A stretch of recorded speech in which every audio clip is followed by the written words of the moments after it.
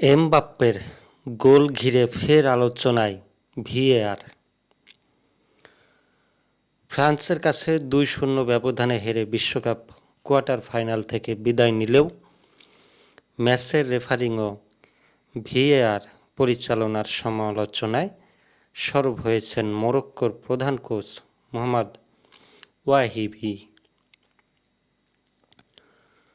মরক্কোর কোচের দাবি, কিলিয়ান এমবাপ্পের গোলের আগে স্পষ্ট হ্যান্ডবল হয়েছিল, কিন্তু অবাক করার মতো বিষয় হলো ঘটনাটি ভিএআরে পর্যালোচনা করা হয়নি।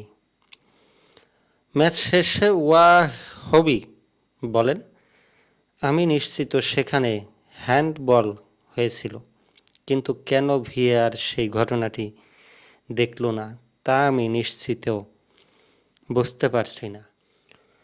মন্তব্যটির পর বিশ্বকাপে ভিএআরের ধারাবাহিকতা ও সিদ্ধান্ত গ্রহণের স্বচ্ছতা নিয়ে নতুন করে বিতর্ক শুরু হয়েছে। বিশেষ করে নকআউট পর্বের মতো গুরুত্বপূর্ণ ম্যাচে এমন একটি সিদ্ধান্তকে ঘিরে সামাজিক যোগাযোগ মাধ্যম ও ফুটবল বিশ্লেষকদের মধ্যেও আলোচনা চলছে।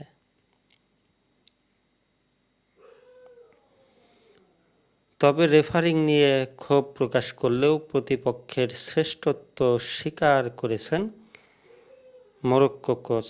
তিনি বলেন, ফ্রান্স জয়ের যোগ্য দল ছিল, তারা আমাদের চেয়ে ভালো খেলেছে, কিন্তু ওই মুহূর্তটি অবশ্যই পর্যালোচনা করা উচিত ছিল।